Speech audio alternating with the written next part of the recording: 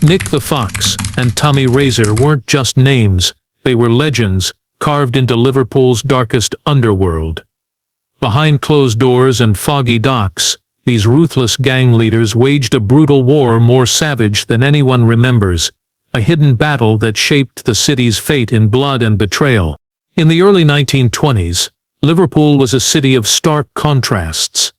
On the surface, it bustled with the energy of a major port, ships coming and going, goods being unloaded, and workers filling the streets. The city was known for its strong working-class communities, filled with families hoping for a better life after the hardships of the First World War. But beneath this busy facade, something darker was stirring, something that would soon grip the city in a terrifying grip of violence. The docks were the lifeblood of Liverpool, but they were also the heart of a hidden underworld. Smugglers, thieves and criminals operated in the shadows, making money from illegal trade, black market deals and protection rackets. Two powerful gangs were rising to dominate these dark corners: the Dockside Devils and the Sefton Sharks. Each gang was ruthless in its own right, but their fight for control over the city's streets would soon escalate into a violent, deadly war that few outside Liverpool ever knew about.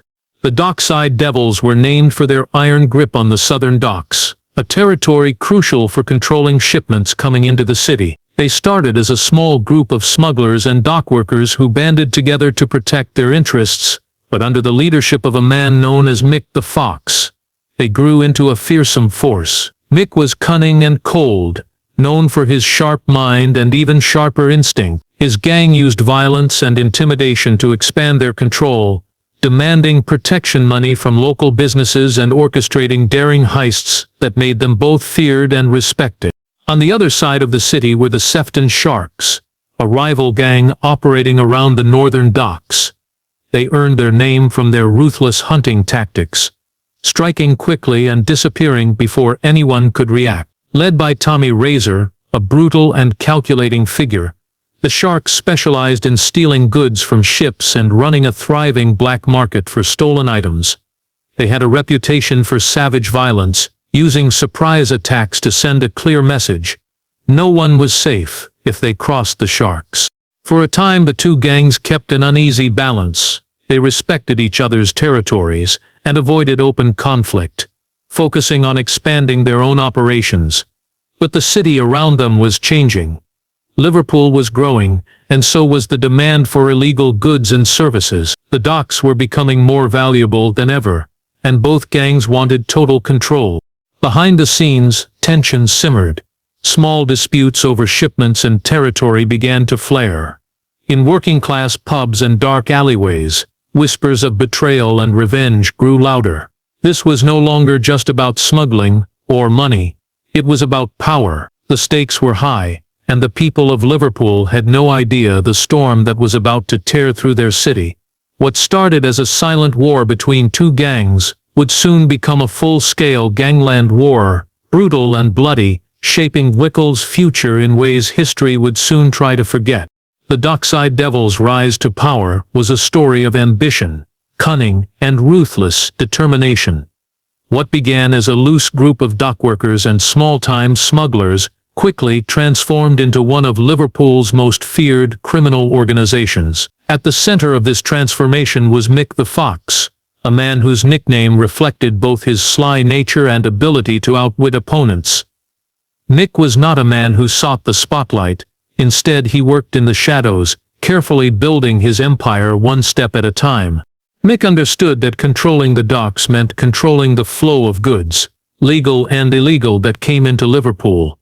The docks were chaotic places, bustling with activity day and night, with thousands of workers loading and unloading shipments from all over the world. Amidst this chaos, Mick's gang operated like a well-oiled machine, smuggling in contraband such as whiskey, tobacco, and weapons.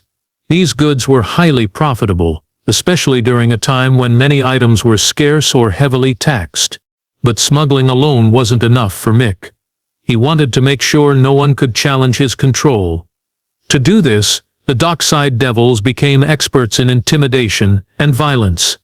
If a business owner refused to pay for protection, their windows might be smashed overnight. If a rival tried to sneak into their territory, they faced beatings so brutal they would never forget. The gang's reputation for swift, merciless punishment spread quickly, making them a force to be reckoned with. What made Mick the Fox truly dangerous was his ability to stay one step ahead of the law and rival gangs.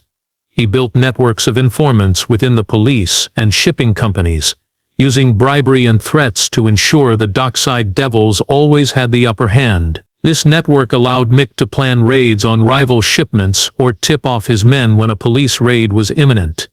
His intelligence gathering was one of the reasons the gang thrived when others failed. The gang was organized like a small army. Each member had a specific role: lookouts, enforcers, smugglers, and negotiators. Loyalty was demanded, and betrayal punished without mercy. Under Mick's leadership, the Dockside Devils moved from small-time criminals to citywide players. Their power grew not just from violence, but from control of territory, control of people, and control of fear. By the mid-1920s, the Dockside Devils had established themselves as the dominant force on the southern docks. They were no longer just smugglers, they were rulers of a criminal empire. But this success came with a cost. Rival gangs grew restless, and tensions with the Sefton Sharks, their northern dock enemies, were rising. Mick knew that to keep his empire intact, he would need to fight harder and smarter than ever before. The coming years would test the Dockside Devils in ways no one could imagine, and the city of Liverpool was about to witness a brutal chapter of gang warfare, unlike any it had seen before. The Sefton Sharks were the fierce rivals of the Dockside Devils, controlling the northern docks with a brutal efficiency that kept the city's underworld on edge. Their leader, Tommy Razer, was as ruthless as his name suggested. Unlike Mick the Fox, who relied on careful planning and manipulation, Tommy was known for his brutal tactics and quick, savage attacks. Where the Dockside Devils worked in the shadows, the Sharks preferred to strike fear openly, showing no hesitation when it came to violence.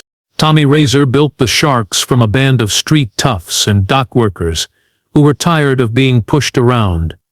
They specialized in quick surprise raids on rival gangs and shipments, using the foggy nights and maze-like streets of Liverpool to their advantage. The Sharks' method was simple but deadly: attack fast, hit hard, and disappear before anyone could react. This made them unpredictable and terrifying to their enemies. Controlling the northern docks gave the Sharks access to some of the city's most valuable stolen goods. They ran an extensive black market, selling everything from stolen jewelry to weapons. Their reach extended beyond Liverpool, with connections to smugglers and fences across the country. This network made them wealthy and powerful, but also drew the attention of the police and other criminal organizations eager to take them down. Tommy Razer was not just a brute, he was a shrewd strategist. He understood the importance of alliances and was willing to form temporary truces with smaller gangs to strengthen his position. However, these alliances were fragile, often breaking down in betrayal and bloodshed. Tommy's rule was marked by paranoia, as he constantly feared betrayal from within his own ranks. His enforcers kept a tight grip on the gang, ensuring loyalty through fear and punishment. The Sharks were infamous for their signature tactics.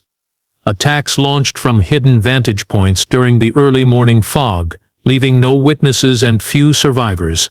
These surprise raids became legendary, fueling stories of sudden violence that left the city in shock. It was said that if you heard the Sharks coming, it was already too late. Despite their savagery, the Sharks had a code of sorts. They avoided innocent civilians when possible, and maintained control over their territory with a mix of fear and respect. But when the war with the Dockside Devils escalated, even this code was shattered. The battle for Liverpool's docks became more than just a fight for territory. It was a fight for survival. As the 1920s progressed, the Sharks and the Devils found themselves locked in a deadly standoff. Each gang grew more violent, more desperate, and more determined to eliminate the other. The northern and southern docks, once separate worlds, became the front lines of a brutal gangland war. The people of Liverpool could only watch in fear as their city was transformed by this hidden, deadly conflict. The fragile peace between the Dockside Devils and the Sefton Sharks finally shattered over a shipment that would ignite a full-scale turf war. Rum, smuggled in from the Caribbean and destined for the black market, was highly valuable during a time when alcohol was heavily taxed and often in short supply. When a large shipment vanished without a trace, fingers were immediately pointed at the rival gang. Neither side was willing to back down or admit defeat, and what had been simmering tensions exploded into outright violence. The streets of Liverpool quickly became battlegrounds. What started as a dispute over stolen goods turned into a brutal fight for dominance that engulfed neighborhoods, docks, and pubs. Gunshots rang out at all hours, bombings destroyed warehouses, and innocent bystanders were caught in the crossfire. Businesses that once thrived found themselves under constant threat. Shops were looted, storefronts smashed, and families lived in fear of being dragged into the chaos. Neither gang showed mercy. The Dockside Devils unleashed a campaign of intimidation, using arson and targeted assassinations to weaken the Sharks' grip on the northern docks. In retaliation, the Sharks carried out ambushes and surprise raids, attacking the Devils' men and destroying their operations. The violence was brutal and personal. Friends turned on each other, and betrayals became common as loyalty was tested under pressure. The city's police force was overwhelmed and often corrupt, with officers either bribed or too scared to intervene effectively. As a result, the gangs operated with near impunity, their battles turning entire districts into no-go zones. Residents learned to stay indoors after dark, and many neighborhoods became ghost towns as people fled the violence. The once vibrant and bustling docks were now shrouded in fear and suspicion. This war didn't just affect the gangs. Local workers, merchants, and families suffered the consequences of the chaos. The docks, which had been the city's economic heart, slowed to a crawl as shipments were delayed or destroyed. Unemployment rose, and the city's economy took a hit. Yet despite the destruction, no one dared speak out publicly, fearing retribution from either gang. The war also exposed cracks within the gangs themselves. Pressure led to increased paranoia and mistrust. Leaders struggled to maintain control as some members began to question the endless violence and the cost it brought. This internal strain would eventually lead to betrayal and further bloodshed. By the late 1920s, Liverpool was no longer just a city, it was a war zone. The gangland conflict that had once been hidden in the shadows was now impossible to ignore. But even as the violence escalated, the Dockside Devils and the Sefton Sharks remained locked in a deadly struggle, each determined to come out on top no matter the cost. The city's fate and its forgotten war was sealed. The brutal gangland war took a sharp and deadly turn when betrayal struck at the heart of the Dockside Devils. Mick the Fox had always trusted his right-hand man, a man known as Jimmy Knuckles Malone. Jimmy had been with Mick since the early days, loyal and ruthless, carrying out orders without question. But under the pressure of the war, cracks began to show in their alliance. What started as quiet discontent grew into a dangerous secret. Jimmy was secretly meeting with Tommy Razer and the Sefton Sharks. Jimmy's betrayal was not born out of sudden greed or weakness. Rumors whispered that he believed Mick's leadership was leading the Devils to destruction. He thought a change was needed, one that could either bring peace or a chance for him to take power. Meeting with the Sharks was a gamble, a dangerous game of playing both sides to gain favor and protect his own future. But in the violent world of Liverpool's gangs, double-crossing was the deadliest mistake one could make. When Mick the Fox learned of Jimmy's secret dealings, his reaction was swift and brutal. The news spread through the gang like wildfire, igniting paranoia and suspicion. Mick saw betrayal as the ultimate crime. He ordered a terrifying purge within the Devils, hunting down anyone suspected of disloyalty. Friends turned against friends, and even long-time members were not safe. This internal cleansing was meant to send a clear message. Betrayal would be met with ruthless punishment. The fallout from Jimmy's treachery plunged the Dockside Devils into chaos. Taken as he cracked down on dissent. But the damage was done. Trust, the foundation of any gang's strength, was shattered.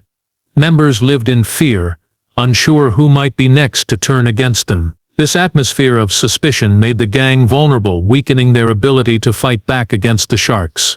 Meanwhile, Jimmy's betrayal gave the Sefton Sharks valuable information, details about the Devils' operations, plans and weaknesses. With this insider knowledge, the Sharks launched targeted attacks that crippled Mick's hold on the southern docks. These strikes were calculated and devastating, hitting the Devils where it hurt most. The Gangland War, already fierce, became even bloodier. The lines between friend and foe blurred, and the violence grew more unpredictable. Innocent lives continued to be caught in the crossfire. As neighborhoods suffered under the weight of gang retaliation and internal purges, Jimmy's double cross changed the course of the war, proving that in Liverpool's forgotten gangland battle, loyalty was fragile, and betrayal could cost lives. As the city plunged deeper into darkness, the struggle for power became deadlier than ever, setting the stage for shocking twists and devastating losses to come. As the war between the Dockside Devils and the Sefton Sharks raged on, another player worked unseen in the shadows, someone who would prove to be the city's most dangerous and mysterious figure. This shadowy puppet master operated beyond loyalty to either gang, manipulating the conflict for their own gain. No one in Liverpool knew who this person was, but their influence spread like a dark web through the underworld, police force and city officials. This informant fed carefully gathered secrets to both gangs, fueling suspicion and mistrust. At times, they would leak plans of one gang's attack to the other, ensuring that neither side could gain a decisive advantage. By keeping the violence balanced, the informant ensured the war dragged on, with bloodshed and chaos shaking the city but no clear winner emerging. This endless conflict meant that the puppet master could benefit, whether through illegal deals, controlling black market trades, or protecting their own hidden empire. The city's police force was deeply compromised. Corruption was widespread, with many officers either turning a blind eye to the violence or actively taking bribes. This allowed the gangs to operate with a dangerous level of freedom, but it also meant that law enforcement became an unpredictable force, sometimes intervening harshly, sometimes disappearing when needed most. The informant used this chaos to their advantage, playing rival factions against each other and even leaking information to corrupt officials, ensuring their own safety. Rumors circulated among the gangs about the identity of this hidden manipulator.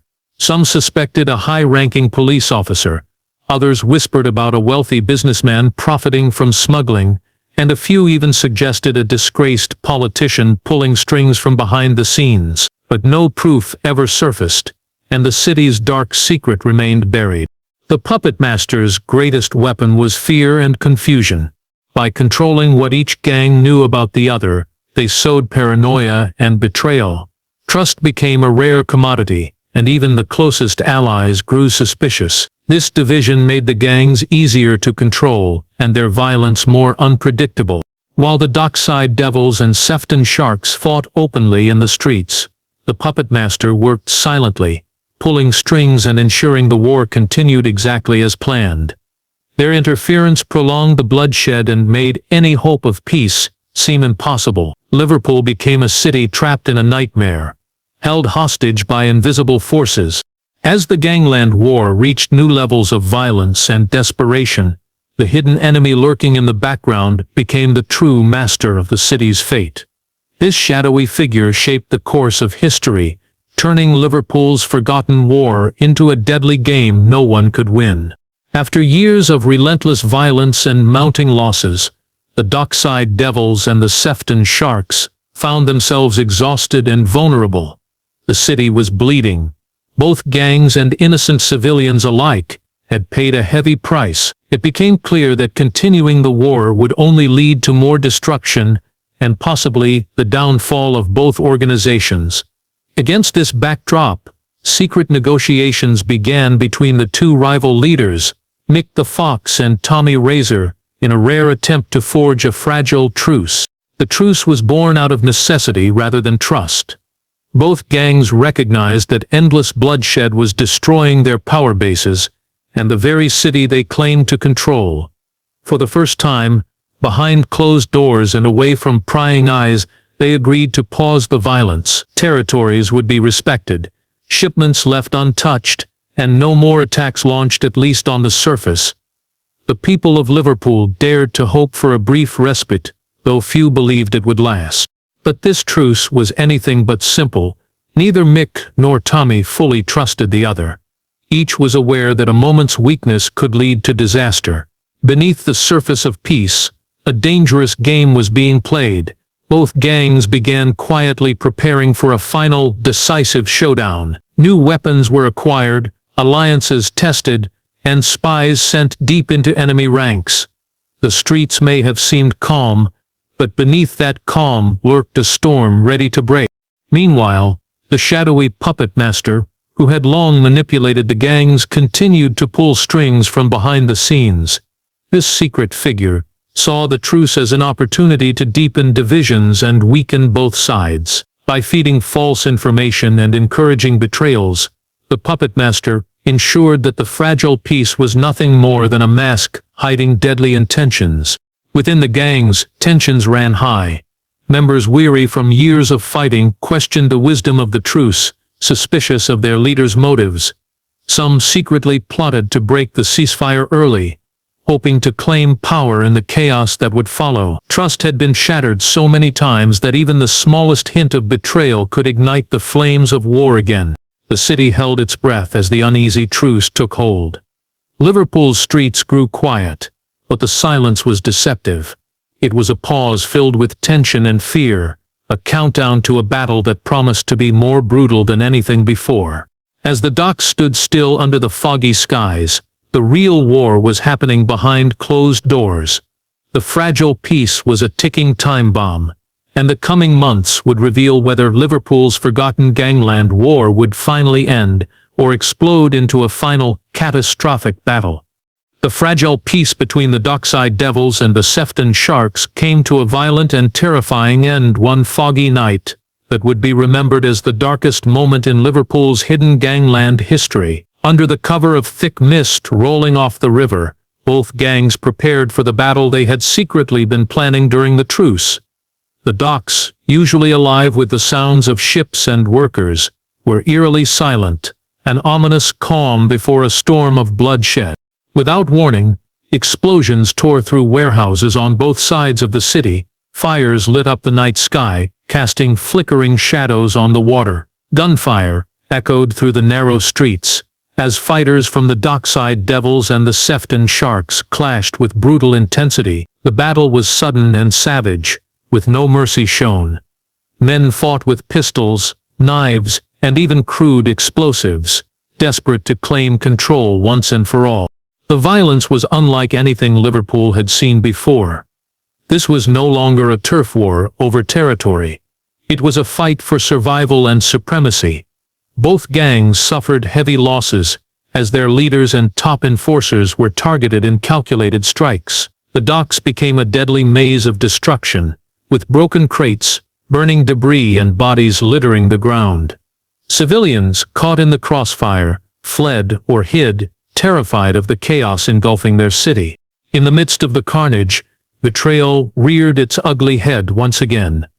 Some gang members, seeing their leaders fall, switched sides or abandoned the fight entirely.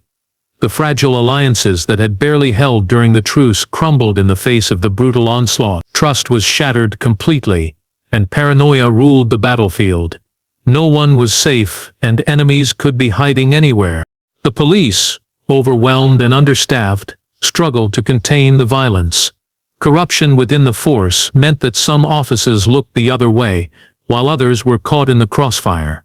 The city's officials scrambled to respond, but the sheer scale of the battle made control impossible. For days, Liverpool's docks were a war row, with no clear victor emerging. When the smoke finally cleared, the devastation was staggering. Many gang leaders were dead or missing, their empires in ruins. The once powerful Dockside Devils and Sefton Sharks were broken, their dominance shattered. The city itself bore the scars, damaged buildings, grieving families, and a population shaken by the bloodshed.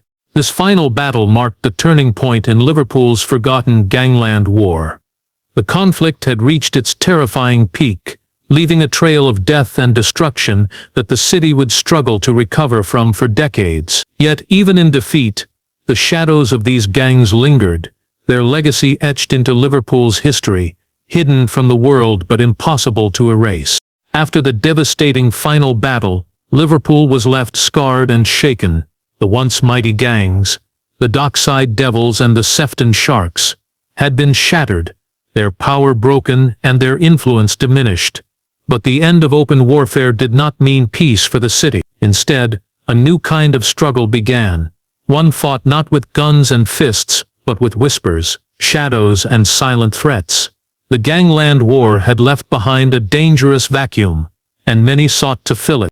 In the aftermath, smaller gangs and opportunists tried to claim pieces of the broken empires. These groups lacked the strength and organization of the Devils or Sharks, but their hunger for control led to violent skirmishes and continued unrest. The city's streets remained unsafe, and the scars of the war lingered in the memories of its people. Business owners who had survived the violence struggled to rebuild, and the docks, once the heart of Liverpool's economy, remained fragile and vulnerable.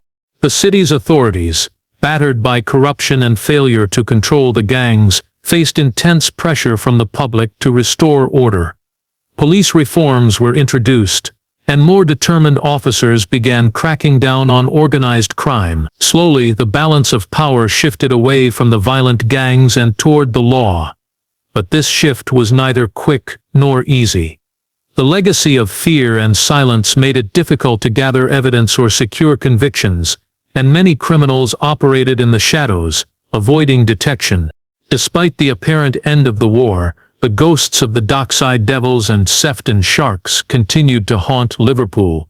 Former members, some seeking revenge, others looking to escape their pasts, moved through the city's underbelly. Stories of their deeds circulated quietly in pubs and alleys, becoming the stuff of dark legend. The fear they inspired lingered, a reminder of how close the city had come to total collapse.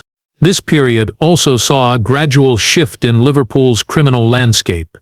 The large, brutal gangs gave way to smaller, more secretive networks focused on smuggling, racketeering and corruption. These groups learned from the mistakes of the past, operating with caution and avoiding the bloody conflicts that had devastated the city. In this way, the war's brutal lessons reshaped the nature of crime in Liverpool. For decades, the true story of Liverpool's Gangland War remained hidden, overshadowed by more famous tales from other cities. But those who lived through it never forgot. The blood spilled on the docks and the betrayal that tore gangs apart left a mark on the city's soul. Liverpool's forgotten Gangland War was a dark chapter in its history, one filled with violence, loss and secrets that would remain buried for generations. As the years passed, Liverpool's Gangland War slowly faded from public memory, buried beneath the city's evolving history and overshadowed by more famous tales from other places. The story of the Dockside Devils and the Sefton Sharks was whispered only in the darkest corners of the city, dismissed by many as exaggerated legend or forgotten altogether. Yet beneath the surface, the war's impact lingered, shaping Liverpool in ways few ever acknowledged. The physical scars, damaged docks, rebuilt warehouses, and altered neighborhoods were visible reminders of the violence that had once gripped the city. But the deeper wounds were invisible, etched into the minds of survivors and passed down through generations. Families who had lost loved ones to the conflict carried the pain quietly, often refusing to speak of the past. The fear and mistrust bred by years of betrayal and bloodshed had left an enduring mark on Liverpool's communities. Historians and journalists rarely touched the subject, perhaps deterred by the silence surrounding the gangs or the lack of official records. The city's criminal past was often romanticized or overshadowed by stories